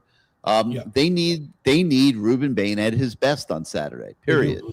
Yes. At the end of the day, I think with all that being said, I think the last thing I'll end with is just saying point blank and period. I think this game is going to be what Mario is preached forever. You got to win the battle in the trenches on both sides of the ball. Win the battle in the trenches, and I believe everything else will take care of itself. If you can run the ball effectively with play action and get your passes in there. Again, I'm not saying reel it in. Dominate, be able to run the ball effectively and be able not so much to stop the run, but contain and pressure Reed, put him in bad situations. And I think no doubt in my mind that Miami will come out with the victory this Saturday, and that I don't believe the game is too big for them, and I really don't. I think just go in there and play football. Coaches get them ready. Everybody come and do your job and execute. I think we'll be just fine, fellas. All right, K-Mac. Thanks for being on the show, man. Yes, sir. Yeah, have a good night. Have a good night. We'll see you. Hopefully, we'll see you Sunday, and we'll be talking about a victory. All right, let's go to crying about a loss. Huh? Or crying like sometimes we do. Yeah, maybe we'll see if we don't win. Maybe we'll skip a show. No. Let's go to BK Hurricane, man. What's up, BK? What you got for us? What's up, Gary? What's up, Bruce? Can you hear me? Yeah, we can hear you. Okay, good. Wow. I think, Gary, I don't know what to say. I'm a big homer. I'm thinking we're going all the way to the national championship. I'm not saying we're going to win it. I like our path to the championship. I like the Texas A&M matchup. I like the possible Ohio State matchup. And anything after that, I think it'll just be an eye on the prize type thing. But I said this earlier in the year, the teams that will make it to the national championship will have experienced quarterbacks, guys that get under this, guys that have a lot of snaps.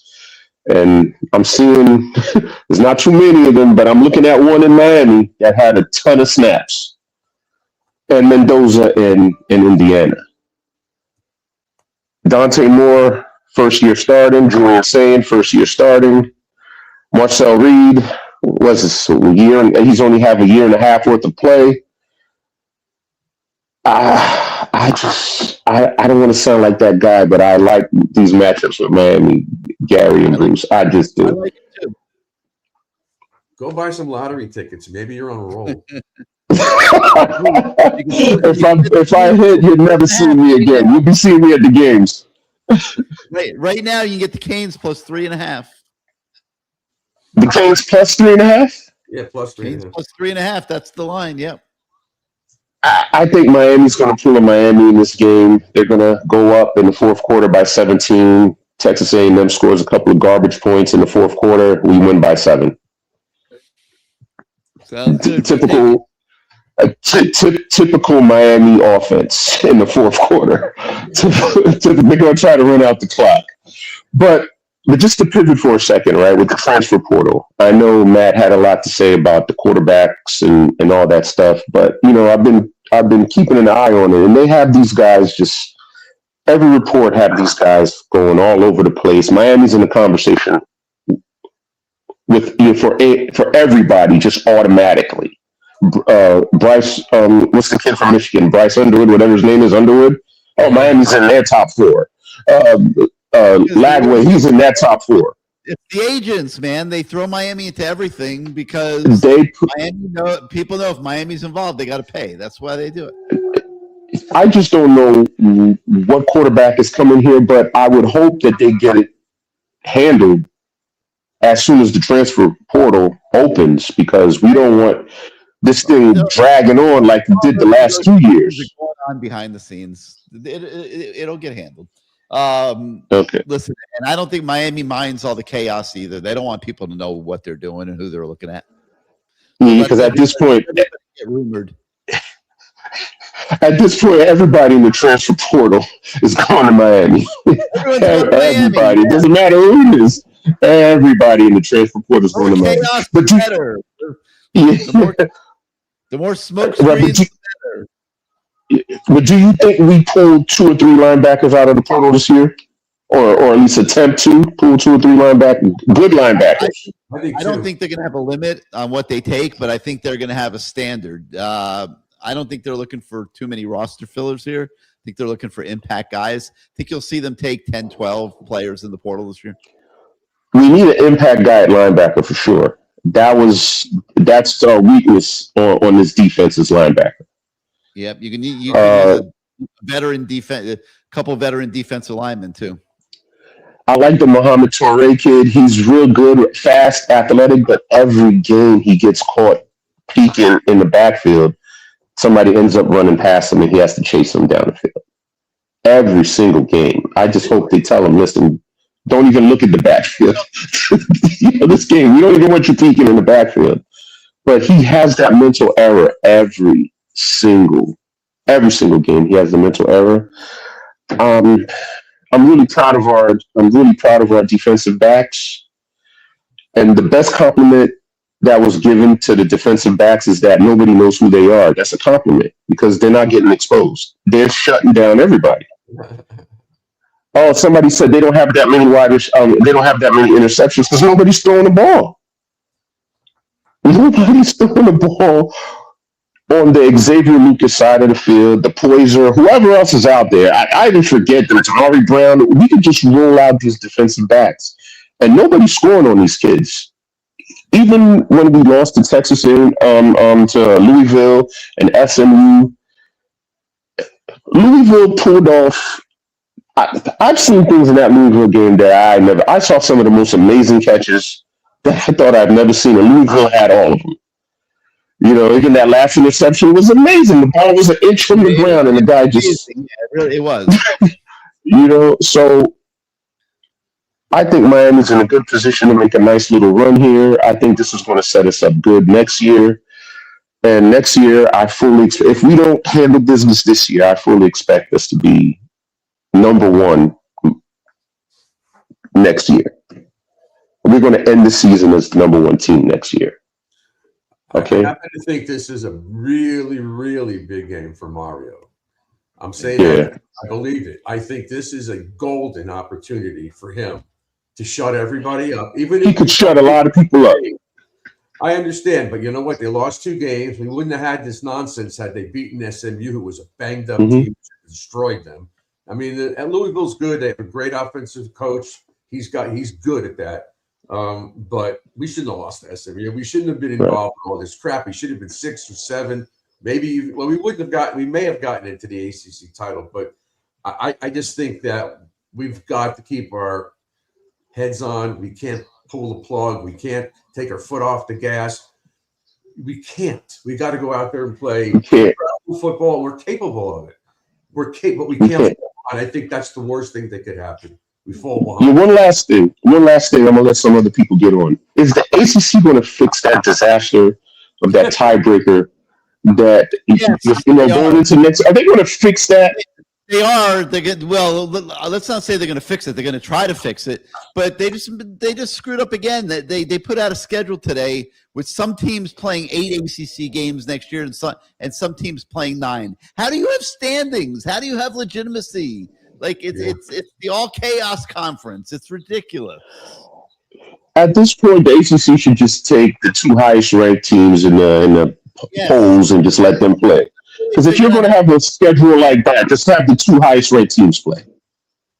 Yeah. Because it doesn't mean anything. The ACC is a disaster. Yep. The ACC is a disaster that they couldn't figure that out. You're right. That's what It's embarrassing. It's ridiculous. It is. But listen, guys, thanks a lot. I'm going to let everybody else get a chance to get on, but I'll be on Sunday when we win. Yeah, we'll be back Sunday night with another CaneSport Live for all you that are watching. We'll be talking about the game. All right, thanks a lot, guys. Sunday, man. Yep. All right, let's go to Jake out there in the beautiful part of the country. And Jake, welcome back to CaneSport Live. How's the wine going down tonight? So interesting. You should ask about that. Well, I some guy dug in in- the comments keeps accusing you of doing cocaine. I have to set the record straight. It's wine. It's not cocaine. No, it's just wine. When I was a younger man, After the cocaine, it's got the wine. Okay. I dug into the cellar today, and in honor of the playoffs, I found a bottle from 2002. Oh, what is it? Wow. Cab?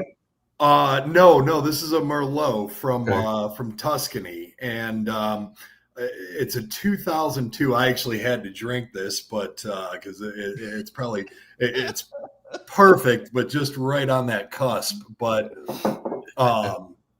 it's been 23 years since we've played meaningful football after November. It's insane, Jake. I remember sitting at the Fiesta Bowl, like, wow, man, this is like, we had just won the Rose Bowl the year before. Now we're at the Fiesta Bowl. Like, this is unbelievable.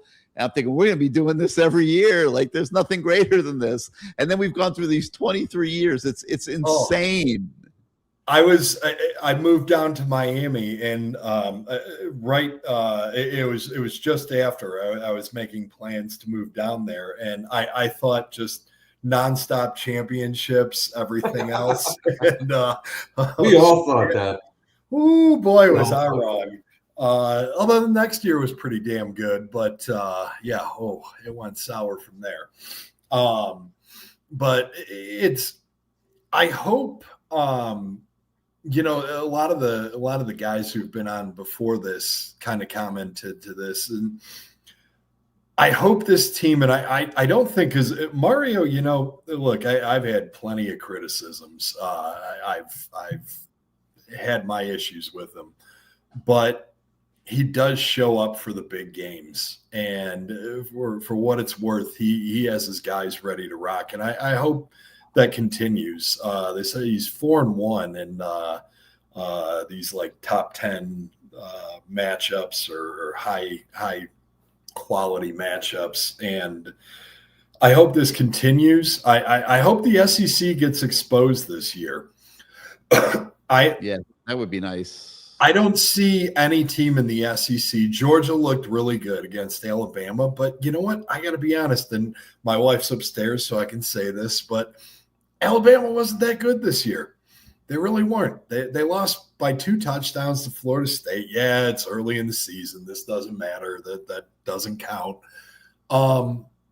They lost to them. They lost to Oklahoma, who I also don't think is that good and probably even belongs being in here. I just really want this team to show up. I think this is actually our hardest game. I know Ohio State's not going to be a pushover, but these are all neutral stadiums after this. Right. Well, I think if they win, Gary, on Saturday, they play Ohio State in the same stadium next Saturday. They play in Cowboy Stadium again. At the Cowboy Stadium, correct? Well, no, Right. but we're I couldn't get tickets. Call it a home game. Yeah, no, it's not a home game. That like this stupid ticket situation, such bullshit.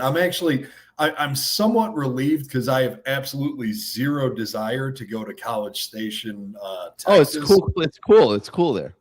It's not a bad. It's a fun stadium to go to. I'm sure it is. That is on a list of places I would like to watch a game. I do. Well, Wait, here's you the thing. You don't want to go. What's that? You just need to go. No. If you want to go there, now's the time. Get there this weekend. The tickets are like $700, and I you know what? We're so spoiled as Miami fans. And for anyone who bitches about Hard Rock Stadium, go park your ass in a bleacher and pay $700 to do it. There's nothing worse than college football stadiums. Like, it's fun to go tailgate and do all that, but like the tickets for anything decent, it's $700, $800, $1,000, and to sit my ass in a bleacher, no, thank you.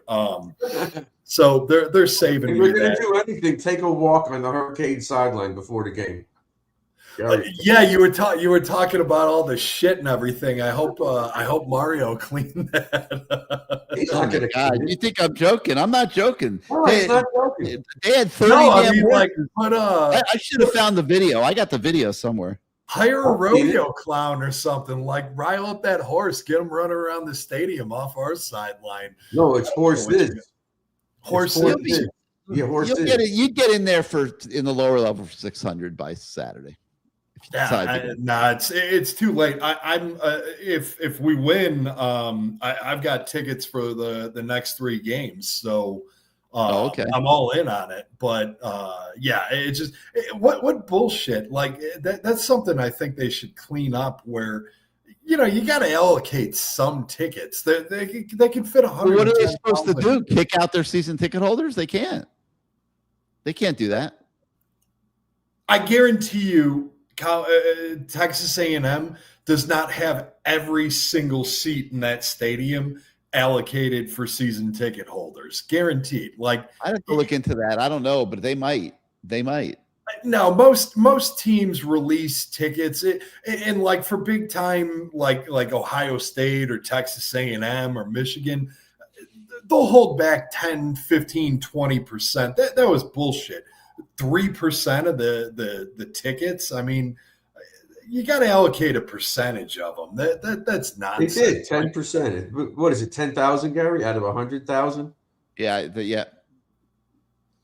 No, well that's what it should be. If they had 10,000 tickets, is what they allocated. 3%. Oh, 3,000.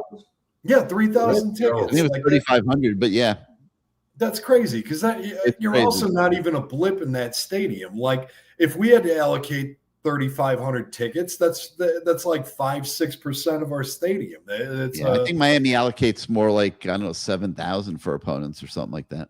Yeah, it's crazy that they like. I don't know. I think that's just something they should clean up. As it pertains to the game, I really think, Carson Beck is obviously going to be one of the key factors in this game, which version of him shows up. If it's the one we've seen in the last 4 weeks or so, I think the chances are good. But with this team getting healthy, I think one of the huge keys is actually going to be CJ Daniels. I don't know what the status is on him. The last 5-6 weeks. He's healthy. Season. Yeah, he played. He played last week.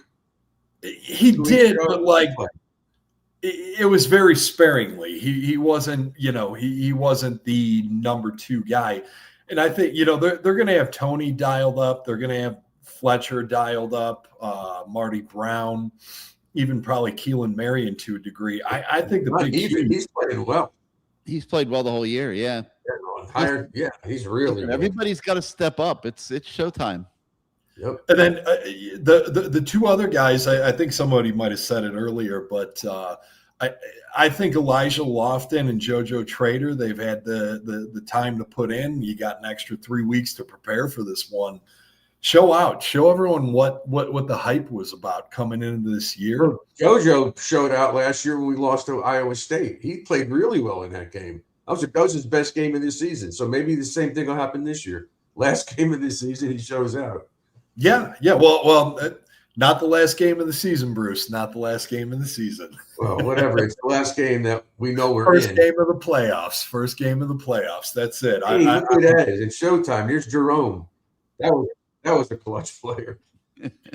I think we got one last home game left this season. That's what I keep saying. Just wouldn't that be nice? That last home how game. good? How cool would that be? I mean, doesn't that seem? But like this year, they're really. This kind of reminds me of 2007, where there just wasn't like everyone was 11-2 that year. There was no definitive. Like, this team's got it. This team is just destined for it. That was right before Bama went on their run. And Miami, Oregon in the national title game. How cool would that be? Wouldn't that be wild? That would be wild. Yeah, that'd be cool. Say after Beck plays Georgia, and that would be something. But there is nothing. I think we do have probably the hardest route to the championship. There's no question about that. But I also just don't see anything on this schedule that can't be overcome. You're not scared. There's even Ohio State. You're not scared. No, I hope the guys aren't. The Ohio State is not the Ohio State of last year. There's flaws in it. Georgia has flaws on them. So, I actually, if we get through those, I think the national championship's a breeze. It's Right. You think we think we're better than Indiana? Not that I've seen them play that much, but 100%. I don't buy it. I don't buy the SEC and the Big Ten. And it's not that these teams aren't good. It's not that any of these guys can't beat you in any given week. I just don't see a dominant team. And that makes it awesome because, obviously we've got that rooting interest in Miami. It could be any other team other than Tulane and James Madison. The playoff committee has got to clean that shit up. Unbelievable. Like what are these two trash bags doing mucking up this playoff? Why? What's the point of it? Go get an NIT playoff for all the shit teams that can't win it in the group of 5, but quit sullying. Like there's deserving teams out there that are going to be watching, Notre Dame included. I hate them and I love shitting on them. My brother-in-law roots for them, and I had a lot of fun last week talking shit to him. But James Madison doesn't belong in this playoff. Tulane does not. But what is the point of this? I think they need to create a play-in. If you create a play-in and let those teams earn their way in, I think it would be much better. Just do an NIT, like. Well, no. Have a play-in week where your 2 lowest ranked teams play the 2 group of 5 teams, and they have to earn their way into the tournament. But what's the point? To what end? Like they can't be fair to all the conferences, to not be elitist, But it shouldn't be given to them. They should have to earn it. I'll be elitist. What's give them an opportunity? What's the harm in giving them a chance to earn it? Have play-in games the week of the conference championship games. Well, if they get blown out a year or 2 or 3, then they'll probably get rid of it. But they won't do it now. That week because they could be playing. So maybe the week after that, you give them an opportunity to play their way in. Could have played this past weekend, huh? You could have played this past weekend for those play-in games. Correct. All right, Jake, you got anything else for us tonight? No, that's it. Just show up. 60 minutes of football. I liked Matt's comment. The middle 60. Don't go to sleep. I think Mario. He had his fingerprints on those losses, and even some of our leads slipping away from us earlier in the season. Don't let teams back in. Like go get that lead. Foot on the gas. Don't stop. I think he knows that now. I think he knows it now. I think he learned his lesson. And I said it on the last show or the show before. Like that to me shows he's ready to take that next step because he usually in his coaching career has been stubborn. He's stubborn. Dug in. But yeah, this is a tough one though, man. This is a hard game plan to settle on, in my opinion. Oh, there's no doubt. It's a tough stadium. Like when they flipped in the middle, they're here the last month, and they went to this new look offense. I was like, I know I wrote in my column, they can't go back. They just can't. This is too good. Yeah, right. That's what I But say. I'm not sure that's the best route for this game. We'll see. Well, maybe they'll run a little bit more, but I don't think they should do anything different. They should not be running, and then passing on third down. We got so much more. We've got a healthy CJ Daniels. JoJo's starting to show up. Elijah Walton. To establish play action opportunities, in my opinion. Big time. Just keep them moving back. Like that's the thing. If you can put this team on their heels, this offensive line then can go to town. They can chop some wood. but Yep. but you got to have them on their heels. You can't just be a gap Mario and up the gut. Like you have to be unpredictable. You have to show them things they haven't seen before, or at least mix it up to the point where they're not playing forward, they're playing backward. And because like their secondary, it's okay. Their linebackers, okay. If you can get this defensive line neutralized, I think sky's the limit. If you're throwing the ball to the wings all the time, they're going to have to get out of that 5-6 man box. They're going to have to move away. Yeah. Then you can run. That's why I'm saying you got to take what they give you. If they're stacking the box, you got to be throwing the ball. Slants, curls, anything. Quick outs. You throw it to Malachi. But you've got to get rid of the ball. Elko's a good coach. Just don't play to their advantages. Don't play to their advantages. I think our defense is better than their offense, but the key is which version of our offense shows Give me up. two more thoughts, you guys. One, penalties. Dumb penalties. The wrong time. 3rd and 4, whatever, 3rd and 2, and you're false starting again. And the second thing is special teams. I think our kicker's better than theirs. I think he could be a big help. But we have to have special teams. We have to play well. Do we, one last thing, and then I'll hop off. Do we have any idea which officiating crew? Hopefully. I asked that the other day. Goddamn, hopefully not an ACC. It'll be a Big 10 maybe or 12 crew, I would think. I hope Big 12. They seem to be pretty neutral. Yeah, it'll be one of those two. It won't be SEC or ACC. Sorry, one other thought. What the fuck? Why is the Big 12 sticking up for us more than our own goddamn commissioner? What is that? Like the Big 12 commissioner goes after A&M or not after A&M, after Notre Dame harder than our own damn commissioner. What? I don't know. I'm curious your take on that, but what bullshit like that. I don't think Jim Phillips has distinguished himself the last few weeks. I'll say that much. No, he's not. That guy needs to go find new work. We got in despite him. That's all that matters. All right, Jake. We'll see what happens, man. Come back Sunday night. Sunday after a victory. Sunday night, yes, sir. We'll see 3 that. touchdowns. Let's We'll all stick be with smoking it. something, huh? Sounds good to me. Cigarette, pot, whatever you want to smoke it. If they win. All right, Bruce. Any parting thoughts here as we get ready? My parting thoughts is it's been a really long 23 years. Really long. Like a third of our lives, me and you, it's a third of our lives. It's just hard to believe. So like Crazy. I said, this is a golden opportunity to really shut people up. No, Miami didn't back in. They didn't get lucky.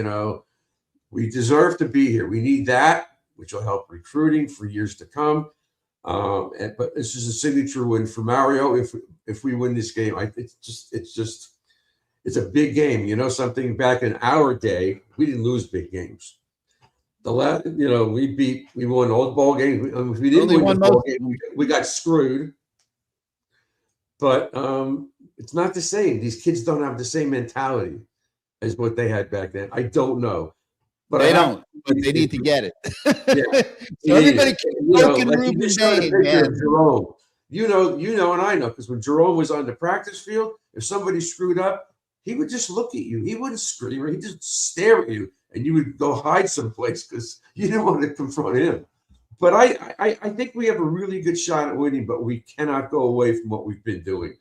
I don't like playing defense when we're on offense. I don't. I want to see us attack these guys, have a good game plan, be able to score, play good defense, and pull this game out. I think it would be a major. And imagine the mental benefits to winning this and getting ready for Ohio State with a win under your belt. Right? I'd love to see that. Aggression. I like that. Yeah. Don't you like that word? A strategic aggression. Isn't it 2 words? Yeah, it's 2 words. But yeah, strategic aggression to me is the key to this game. Be aggressive, but be smart aggressive. Right. Yeah, I think so too. I think we're going to win, but it's going to be really close. It's going to be close. It's going to be tough, I think. Fourth Yep. quarter, game will be decided. All right, we Yep. want to thank everybody who participated tonight. Thank Matt Shodell. Thank Bruce for coming on board here for hour number 2. Looking forward to the trip on Friday up there to College Station, and Saturday is going to be lit. We'll try to bring home a victory to the 305. We'll be back here Sunday night with a special CaneSport live show to chop it up and talk about what we see on Saturday. Wear for a now- mask and a clothespin on your nose, Gary.